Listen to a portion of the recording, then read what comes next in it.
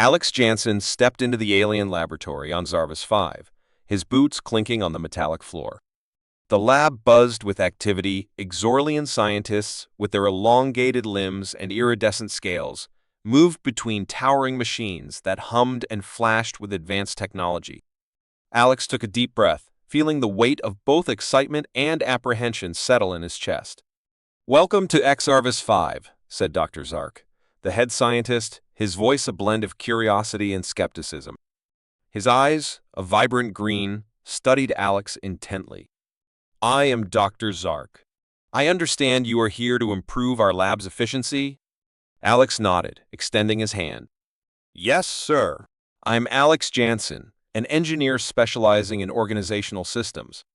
Dr. Zark's hesitation was palpable as he shook Alex's hand. "We shall see if human methods can truly benefit our advanced operations." Alex spent his first day observing the chaotic workflow. The Exorlians were brilliant, but lacked the structured approach humans took for granted. Machines, despite their sophistication, were often left idle or used inefficiently due to poor communication and task management.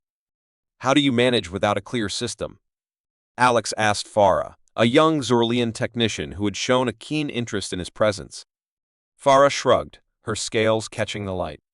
"We rely on individual expertise. Collaboration isn't our strong suit." That evening, Alex reviewed his notes. The lab's inefficiencies were glaringly obvious. He decided to propose a meeting with Dr. Zark and his team. The next morning, he stood before them, a digital presentation ready. "Good morning. I've identified several key areas where we can improve efficiency," Alex began, his tone confident but respectful. "Firstly, implementing a structured workflow will ensure that tasks are completed in a logical order, reducing downtime." Dr. Zark crossed his arms, his expression skeptical. "And you believe human methods can outperform our advanced technology?" "It's not just about the technology," Alex replied. "It's about how we use it.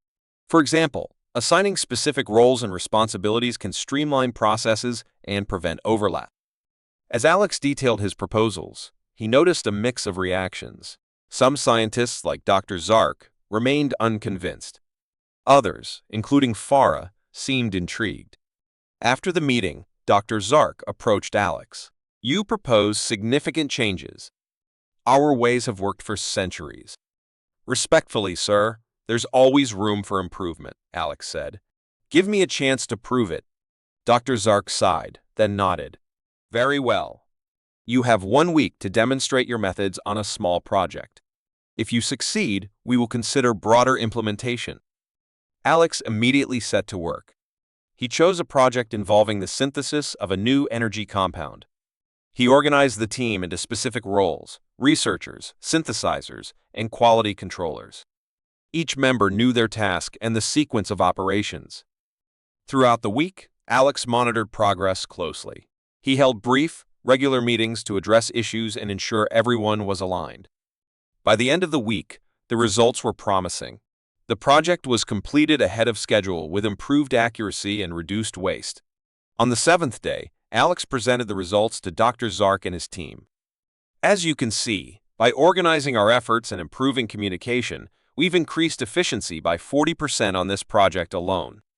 Dr. Zark examined the data, his skepticism slowly melting away. "These results are impressive, Mr. Jansen. Perhaps there is merit in your methods after all." A murmur of approval rippled through the team. Farah beamed at Alex, her support having been a constant encouragement. However, as Alex basked in the initial success, he couldn't shake a feeling of unease. He knew that not everyone in the lab was pleased with his presence and methods. Change was never easy, and resistance often came from unexpected places. As the team dispersed, Dr. Zark lingered. "You have earned another trial, Mr. Jansen. Prepare for a larger project next week. But be aware, not all will welcome these changes as I have." "Thank you, Dr. Zark. I'm ready for the challenge," Alex replied, determination hardening his resolve. That night, as Alex reviewed his plans for the upcoming project, he couldn't help but feel a sense of accomplishment. He had taken the first step in proving that human ingenuity had a place even in the most advanced alien environments. But the true test lay ahead, and Alex knew he had to be prepared for whatever resistance might come his way. Alex was abruptly woken by the shrill wail of an emergency alarm. The alien lab on Xarvis 5 was bathed in flashing red lights, signaling a critical failure. He sprang from his bed, heart pounding, and sprinted towards the source of the commotion. Entering the lab, Alex found chaos. Xorlians scrambled in every direction, their elongated limbs flailing as they tried to contain a malfunctioning energy reactor. The air was thick with tension and the acrid scent of burning circuits. Alex quickly assessed the situation, noting the lack of coordination among the scientists. "Over here," he shouted, his voice cutting through the din. "We need to establish order." Dr. Zark rushed over, his usually composed demeanor frazzled. "The reactor is overheating. We can't stabilize it." Alex took a deep breath, drawing on his training and experience. "We need to break into teams. Farah, gather a group to monitor the reactor's core temperature. Dr. Zark, organize a team to secure the containment field." There was hesitation, but Farah moved swiftly, galvanizing a group of technicians. Dr. Zark, though reluctant, followed Alex's lead, directing his team with newfound urgency. The lab's transformation was immediate. With clear roles assigned, the Xorlians worked with precision. Alex himself joined the team, attempting to cool the reactor, using a blend of human and Xorlian techniques to mitigate the overheating. Minutes felt like hours as the team labored, their efforts finally paying off when the reactor's temperature began to drop. The alarm ceased, and a collective sigh of relief echoed through the lab. Alex wiped sweat from his brow, his heart rate slowly returning to normal. Dr. Zark approached, his eyes wide with a mix of relief and newfound respect. "Your methods worked, Mr. Jansen. You may have just saved us from a catastrophe." Alex nodded, though he knew this was just the beginning. "We need to establish permanent procedures to prevent this from happening again.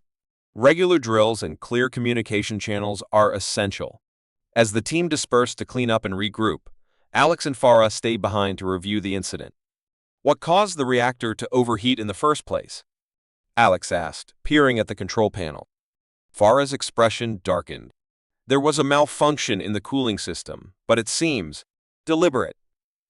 Alex felt a chill run down his spine. "Sabotage, but why?" "Not everyone here is open to change," Farah explained. "Some believe our traditional methods are superior and resent outside influence." Alex frowned, the weight of the situation settling on his shoulders. "We need to investigate this further. If someone is willing to sabotage the lab, they could cause irreparable damage." The two spent the next few hours examining the control panel and reviewing security footage. The evidence pointed to a group of traditionalist Xorlians, resistant to Alex's proposed changes and determined to see him fail. "We have to report this to Dr. Zark," Alex said, standing up. "He needs to know the full extent of the threat we're facing." Farah nodded, her resolve mirroring Alex's determination. "Agreed, but be cautious. These traditionalists are influential and won't take kindly to being exposed." The next morning, Alex and Farah met with Dr. Zark in his office. The head scientist listened intently as they laid out their findings. His expression grew increasingly grim. "This is serious," Dr. Zark said, his tone heavy with concern. "Sabotage cannot be tolerated. We must root out these dissidents before they cause further harm." Alex felt a spark of hope. "Thank you, Dr. Zark. We need your support to ensure the safety and progress of this lab." Dr. Zark nodded. "You have it, Mr. Jansen. We'll begin a full investigation immediately." Despite the gravity of the situation, Alex couldn't help but feel a sense of accomplishment. They had averted disaster and taken the first steps towards securing the lab against internal threats. However, he knew the road ahead would be fraught with challenges. As the day drew to a close, Alex and Farah walked through the now calm lab, discussing their next steps. "We'll need to be vigilant," Alex said. "But if we can address these threats and prove the effectiveness of our methods, we'll secure a better future for this lab." The lab buzzed with a renewed sense of purpose. Following the emergency, Alex and Farah worked tirelessly to implement stricter protocols and improve communication channels. Despite the success, Alex couldn't shake the feeling that the threat of sabotage still loomed. One morning, Alex arrived at the lab to find Farah waiting for him, her expression tense. "Alex, you need to see this," she said, leading him to the central control room. She played a security footage clip, revealing a shadowy figure tampering with the cooling system. "That's our saboteur," Alex muttered, leaning closer to the screen. "We need to identify them and ensure they can't do any more damage." As they analyzed the footage, Dr. Zark joined them. "Have you made any progress?" he asked, his tone clipped with urgency. "We've identified a suspect, but we need more evidence to be certain," Alex replied. "This is bigger than just one person. There might be a network of traditionalists working against us." Dr. Zark nodded thoughtfully. "We must act swiftly and decisively. I'll authorize a full security audit and discreetly increase surveillance." Over the next few days, tensions ran high as the investigation progressed. Alex and Farah continued to monitor activities closely while maintaining their regular duties. The dual responsibility weighed heavily on them. One evening, as Alex was preparing to leave, he received an urgent message from Farah. "Meet me in Lab 3. I've found something," the message read. Alex hurried to the specified lab, finding Farah examining a series of logs on her datapad. "What have you got?" he asked, curious and anxious. "Look at this," Farah said, handing him the datapad. "These logs show a pattern of unauthorized access to critical systems, all traced back to a specific terminal. It belongs to one of the senior technicians, Varric." "Varric?" Alex echoed, surprised. "He's always been supportive." "I didn't expect him to be involved." Farah nodded. "It could be a cover, or he might be coerced. Either way, we need to confront him." The next morning, Alex, Farah, and Dr. Zark convened a meeting with Varric in the secure conference room. Varric arrived, looking slightly apprehensive but maintained his usual calm demeanor. "Varric," Dr. Zark began, his tone authoritative yet calm. "Can you explain this?" Varric's eyes widened with genuine surprise. "I have no idea what you're talking about. My terminal is always secured." Alex leaned forward, scrutinizing Varric's reaction. "We believe you, Varric, but someone might be using your credentials without your knowledge. We need your help to uncover the truth." Varric looked relieved but wary. "Of course, I'll cooperate fully. I want to find out who's behind this as much as you do." Together, they devised a plan to monitor Varric's terminal closely, setting a trap for the saboteur. As days passed, the tension in the lab was palpable. Everyone was on edge, knowing that a saboteur was among them. Finally, late one night, their vigilance paid off. The monitoring system alerted them to unauthorized access from Varric's terminal. Alex and Farah, along with a security team, rushed to the location. They arrived just in time to catch a technician named Rylan in the act. Rylan, a known traditionalist sympathizer, was frantically trying to cover his tracks when they entered. "Rylan, stop," Alex commanded, his voice echoing through the lab. Rylan froze, caught red-handed. Dr. Zark stepped forward, his expression one of deep disappointment. "Rylan, you have betrayed the trust of this entire lab." Rylan's defiance wavered, and he finally slumped, defeated. "I did what I thought was right. Our ways have always worked. Why should we change for a human?" "Because progress requires adaptation," Alex replied firmly. "Your sabotage endangered everyone here. We need to work together, not against each other." Rylan was taken into custody, and the lab's security measures were further tightened. The immediate threat was neutralized, but the incident left a lasting impact on everyone involved. As the lab slowly returned to normalcy, Alex and Farah sat in the break room, reflecting on the recent events. "We did it," Farah said, her voice filled with relief. "We stopped the sabotage."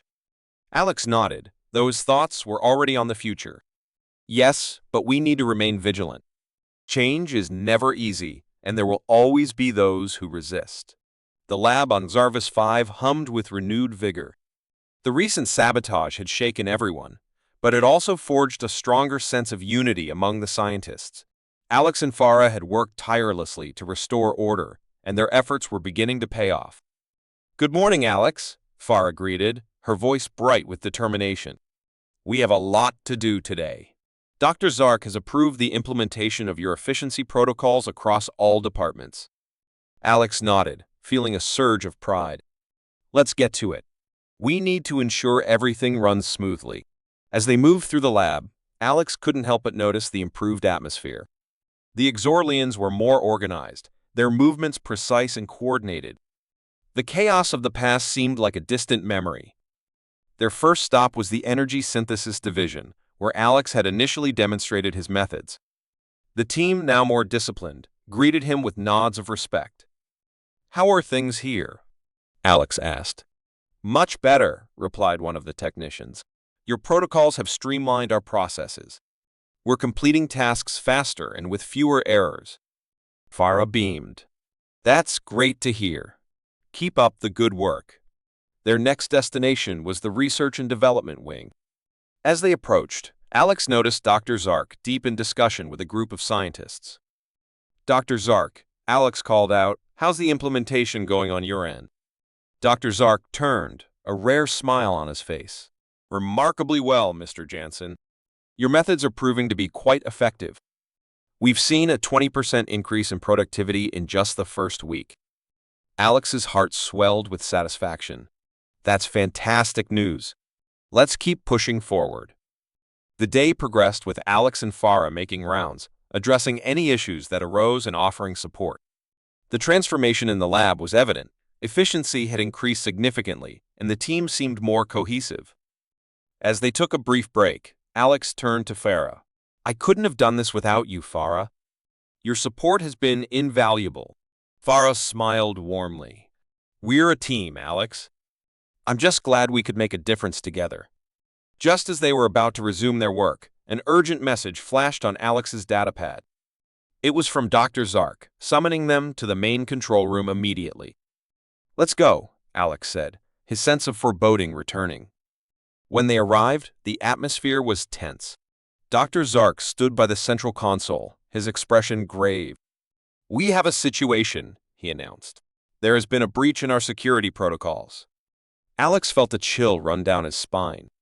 "What kind of breach?" "Someone has accessed the mainframe and is attempting to override our systems," Dr. Zark explained. "If they succeed, they could cause catastrophic failures across the entire lab." "Can we trace the source?"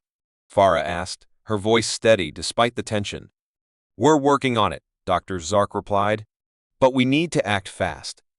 Alex, I need you to lead a team to secure the mainframe.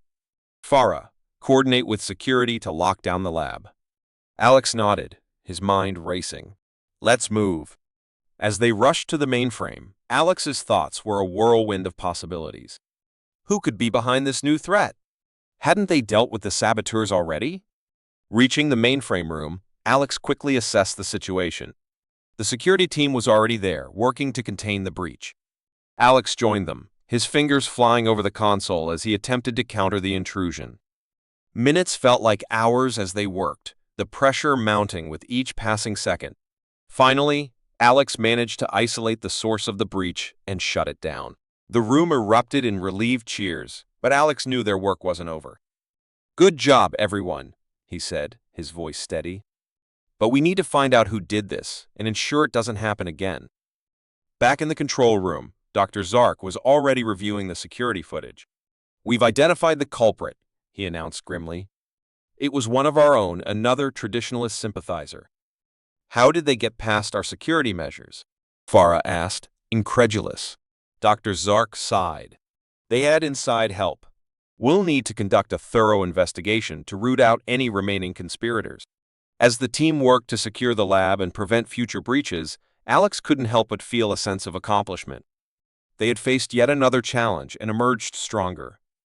That evening, as Alex stood on the balcony of his quarters, he reflected on the day's events. The lab was on a path to greater efficiency and unity, but the journey was far from over. There would always be challenges, but Alex felt confident in their ability to overcome them.